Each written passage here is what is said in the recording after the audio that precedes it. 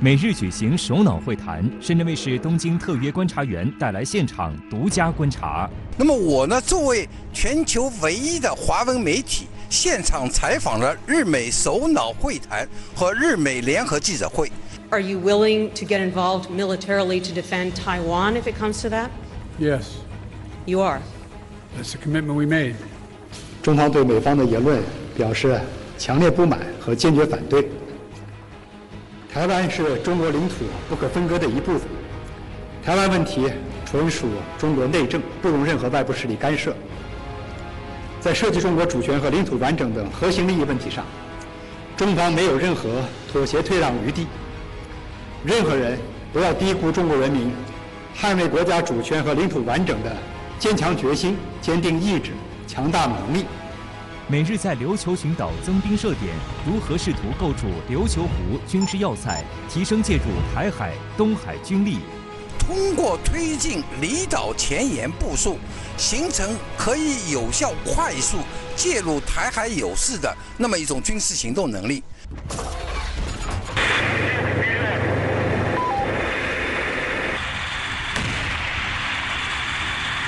俄军完全控制马里乌波尔，下一步将剑指何方？乌方投降人员被指示情报富矿，俄军能获取哪些关键情报？第一，俄军可以知道这个就是乌军呢，他在防守的时候是如何布防的；第二呢，他在武器装备是如何配置的。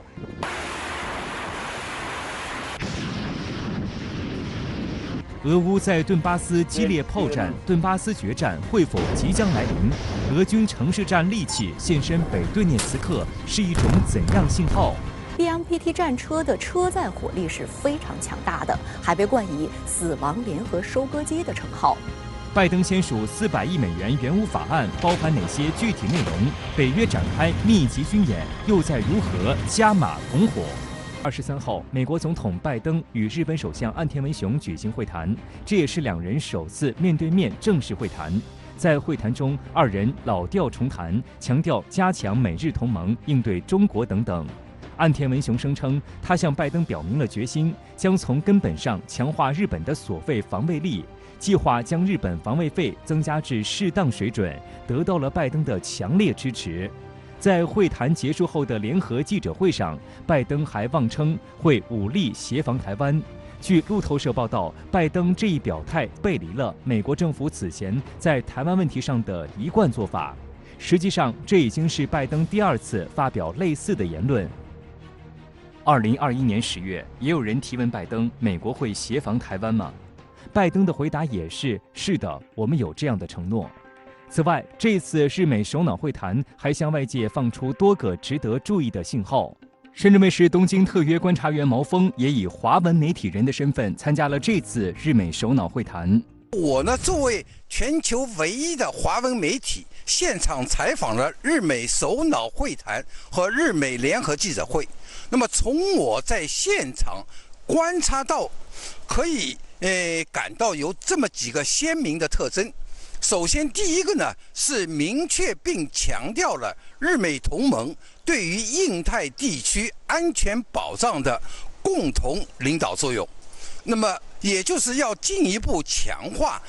日美同盟它的遏制能力，把日美过去双边的安保关系扩大到印太地区，那么并试图以日美军事同盟的形式来介入所谓的三海问题，也就是东海、南海和台海问题。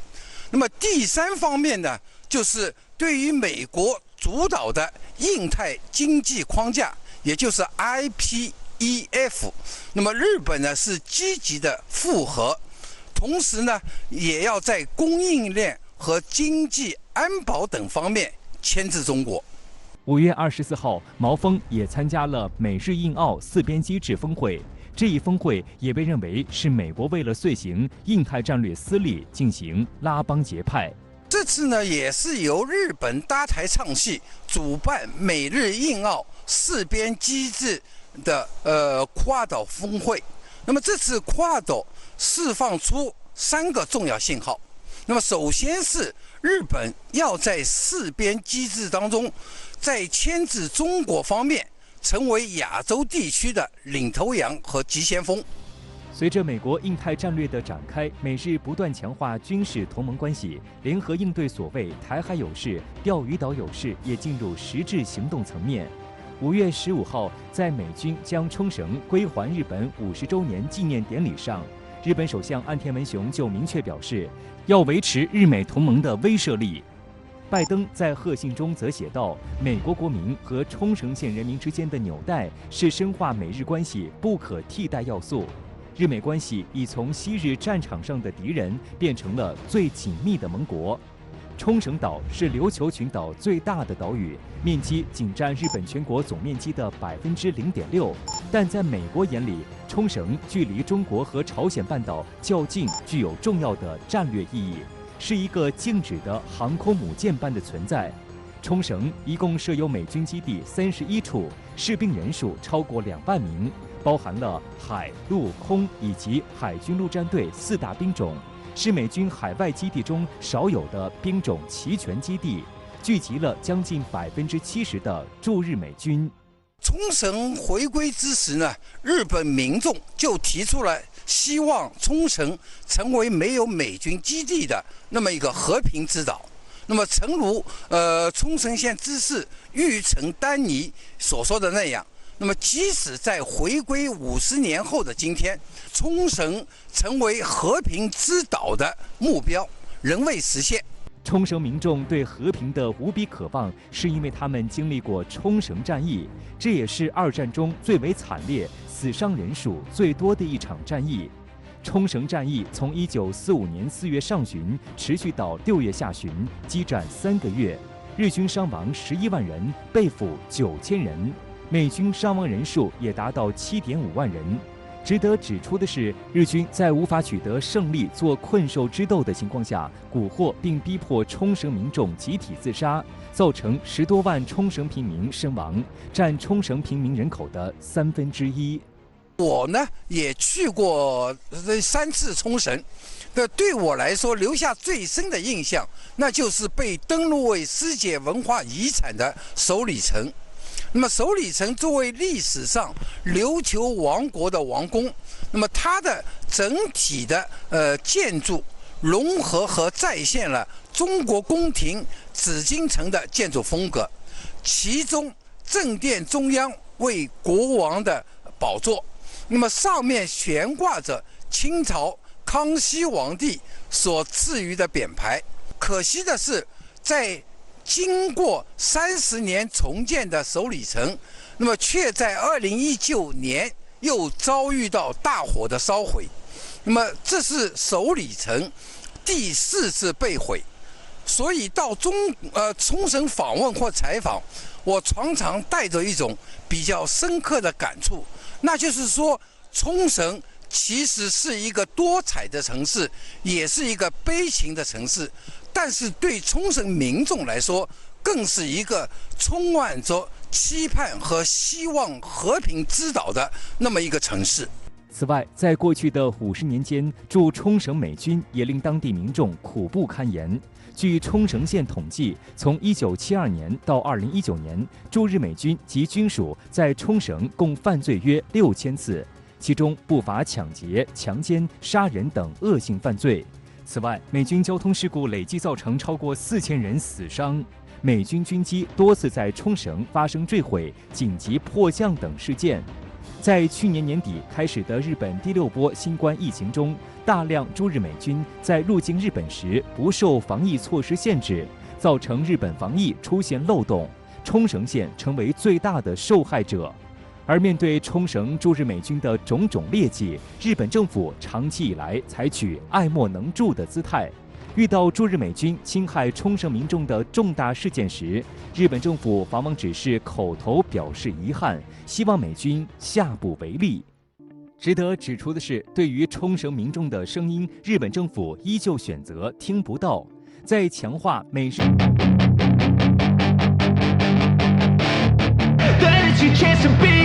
Hey kid, don't ever let them get inside your head. They'll tell you what to do in life instead of with everything you know that you could get. Don't let them guide your life towards regret. I'll fight for what I love with every breath. My past is filled with things I won't forget. I use them all to push me to my best. So treat the worst of times just like a test. If only I could go back in time, I'd tell myself that everything will end up alright. Just push yourself, test yourself, figure out what you like, and find your limits, don't be rigid, always work towards a prime. Surround yourself with open minds, people can change your life. A few friends with intent can help you feel alive. Find a passion, take some action, and with a little time, just be patient, make a statement, try to enjoy your life. They'll try to kick you while you're down. They wanna rise up while you drown. They wanna fill your head with doubt. They're silently scared that you'll figure it out. I'll make it look like I'm losing, won't bother hiding my bruises. And when they finally think you're wounded, then it's your chance to be ruthless.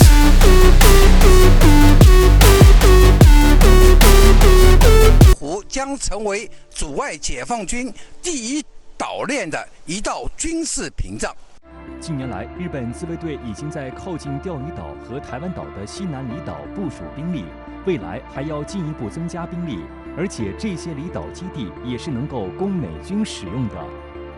一就是要在与那国岛目前现有的沿岸监视部队的基础上，新增电子战部队、机动警戒队。那么第二呢，是要在石垣岛新增地对舰，也就是 SASM 的反舰部队和地对空爱国者03型的中程地对空导弹部队。同时呢，也要新增在奄美大岛的反导部队，形成从石垣岛、宫古岛、冲绳本岛、奄美大岛4个反舰反导的重要基地。那么第三方面呢，是要把马毛岛改成备用的军事基地。那么在冲绳北大东岛等附近几个离岛，要强化部署警戒雷达部队，从警戒封锁、反舰反导和先发制人等方面增加对中国的军事压力。短片中提到，驻日美军约70%集中在冲绳，日本又配合美国在琉球群岛增兵设点，构筑琉球湖军事要塞，试图介入台海、东海。请教一下秦先生，您对这个琉球湖军事要塞如何看呢？因为我曾经去冲绳，我旅游过一次，我去那儿感触很深，就是到处都是拉着铁丝网的这个美军基地，而且美军基地不光占地面积大，它占的都是好地。这个地方实话说，就是离中国的这个东南沿海，比如浙江啊。我测算了一下，大概实际上坐民航飞机大概飞也就1个多小时就能到冲绳本岛。如果美国在冲绳还驻扎过 F-22战斗机 ，F-22是可以飞超音速巡航的，也就是说它连续的飞大概1.8马赫的超音速巡航，从冲绳基地飞到中国的浙江沿海，可能都不用半个小时就到了。所以其实这种威胁就一直都是在的。日本又继续准备在冲绳的一些离岛，比如说石垣岛啊、宫古岛啊、与那国岛建立一些这个设施，比如说更新机场跑道啊，建立一些军事的基础设施。但实际上这也是一把双刃剑，就是中国离那边也近，也就是说你像你嘉手大基地那么大一个基地，那么大一个目标，包括什么莆田舰基地等等，如果真的美日敢冒天下之大不讳，去公然的干涉中国内政，去公然的介入台海问题的话，实际上他的那些目标在冲绳本岛的那些基地也是一个非常好的一个打击的目标，而且现在技术有多种手段、多种武器都可以轻易的把那些基础设施都给它摧毁掉。所以我觉得这个包围湖对中国来说是无所谓的，但是只要美日借台湾问题干涉中国内政，那么中国也是有原则底线的，必将做出回应。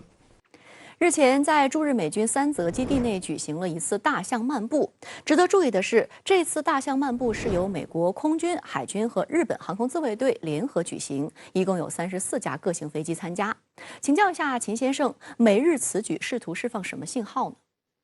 所谓大象漫步本身就是具有实战的一种意味啊。所谓大象漫步，就是说它飞机前后密密麻麻排着，以最小的间隔起飞，那么它的优势就比较明显，因为它飞机多嘛，就是短时间内大量飞机起飞了。如果其他的对手可能比如说起飞的间隔没有那么密，那么短时间内，比如它起飞了30架，那你如果起飞只有20架，你的这个作战能力就不如它飞机多，就这么一个概念。然后这次的这个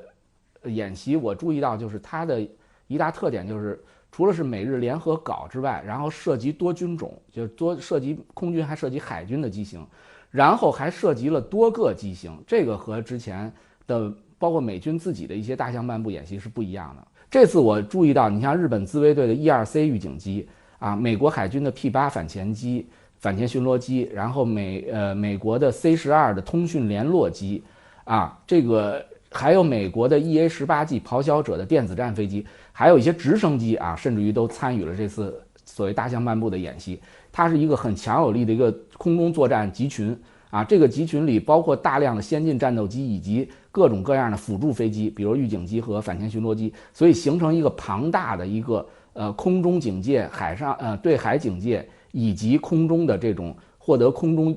这个制空权优势的战斗机的这样一个综合体。日前，俄防长绍伊古向总统普京汇报称，俄军已经完全控制亚速钢铁厂，马里乌波尔的战斗正式宣告结束。那么，俄军拿下马里乌波尔将对整个冲突局势产生怎样影响？俄军又能从投降的乌方武装人员中获取哪些关键军事情报和信息？俄乌在北顿涅茨克进行激烈炮战，顿巴斯决战是否即将来临5月20号，随着最后一批亚速钢铁厂内的531名乌方武装人员投降，这场旷日持久的亚速钢铁厂攻防战以俄军胜利告终。这场胜利对俄罗斯来说有3大重要的意义，不仅极大地鼓舞了俄军士气，更成功打通了克里米亚与俄罗斯境内的陆上通道。最后是能够从投降人员中获取重要的乌方军事情报。自5月16号以来，共有2439名乌方武装人员投降。这些投降人员对俄军而言，无疑是一座亟待开发的情报富矿。俄罗斯红星电视台就爆料，被俘的乌军国民卫队军官伊瓦先科、海军陆战队第36旅参谋长科尔缅科夫相继承认，在据守亚速钢铁厂期间，与乌方后方总部进行通讯联系及信息交互时，全靠美国太空技术探索公司旗下的星链项目提供技术支持。这也成为星链项目介入俄乌战争的铁证，验证了外界一直以来的猜测，即星链卫星除服务于民用领域外，同样用于军事行动。乌方能够坚持如此之久，离不开北约的支持。乌方武装人员与北约的军事勾连情况将是俄方审讯的重点。那么作为情报信息的这个来源，第一，俄军可以知道这个就是乌军呢，他在防守的时候是如何布防的；第二呢，他的武器装备是如何配置的；第三呢，他的指挥体系是什么样的；第四呢，他的信息的沟通方式是什么样的。比如说这些守军如何和上面的指挥机关进行联系啊？是这个网络呀，还是无线电呢？还是卫星通话呀？还是什么样的方式啊？这个都是它实际上加以运用的方式。还有呢，就是它的武器装备的性能啊，这些都是这个非常有用的军事上的这个情报和信息。分析指出，审讯和甄别工作会是一个耗时费力的大工程，而俄军一旦获悉这些情报信息，对于下一步在顿巴斯地区展开军事行动至关重要，尤其是有利于精准打击破坏乌军的后勤补给通道，对北约支援信号进行电磁频谱干扰。从媒体报道的情况来看，俄乌双方目前主要在顿巴斯地区进行激战，只有彻底拿下顿巴斯地区，俄军第2阶段军事行动的主要目标才能实现。乌克兰媒体报道称，在顿巴斯地区的卢甘斯克，俄军已经控制了90%以上的地区，下一步的重点将是北顿涅茨克。Ну і на початку про ситуацію на фронтах російсько-української війни. Нині вона така. Найважчі бої за Сєвєродонецьк у районі Слов'янська та Авдіївки. 自2014年以来，乌政府就将北顿涅茨克视为卢甘斯克的行政中心，并在此部署重兵，构建防御工事。卢甘斯克人民共和国内务部长助理基谢廖夫日前表示，有1.5至1.6万名士兵和雇佣兵组成的乌克兰兵团，在北顿涅茨克和利西昌斯克附近陷入完全合围之中。据英国天空新闻台报道，俄军正在试图切断进入北顿涅茨克的唯一路线，从而形成围攻之势。有观察认为，俄乌可能又会在北顿涅茨克展开一场漫长的斗争。俄军目前并没有大举进攻，而是采取蚕食的策略，一口一口地吃掉乌军阵地。下一步很有可能呢，会形成一种围而不打、不战而屈人之兵的这种动态中呢，逐步的拿下北顿涅茨克，或者是说什么呢？就是用现在一种稳扎稳打蚕食式的一点点往前推的情况，来和这个乌军作战。那这样实际上也就形成了就是在地面上就是自己呢，兵力没有太多的损失，而乌军呢所这个掌控的地区呢越来越少，可能会形成这样一个态势。据俄罗斯红星电视台报道，随着战斗的强度越来越大，俄军正在向前线部署更多的火炮和战机，与乌军展开激烈炮战。5月19号，俄军公布了在北顿涅茨克使用冰雹火箭炮的视频。从画面中可以看到，俄军部队在树林中发射炮弹，并不断机动转移，避免被乌军锁定。Пакет градов, а это 40 снарядов, уходит с направляющих всего за 20 секунд и сразу же отправляется на перезарядку. И в зависимости от интенсивности боев машина может приезжать, пополнить боезапас и 5 и даже 10 раз за день. 5月18号，俄军还宣布，他们使用侦察无人机、自杀式无人机和地面炮兵联合打击了乌军一个 M777 型155毫米榴弹炮阵地。据报道，这批 M777 型榴弹炮由美国援助，到乌军手里仅1周时间。俄军此次打击使用的是 KUB-BLA 型立方体自杀式无人机，威力相当于一枚82毫米迫击炮。尽管俄方公布的视频显示，这架立方体自杀式无人机并没有直接命中 M777 型榴弹炮，还是在立方体无人机的战斗部杀伤范围内。立方体无人机采用的是一种重量3公斤的钢珠杀伤战斗部，杀伤半径可达15米，足以能对乌军炮组人员和这门 M777 型榴弹炮进行有效杀伤。拉到一片空旷地准备架设发射的时候，这个过程只需要2-3分钟就可以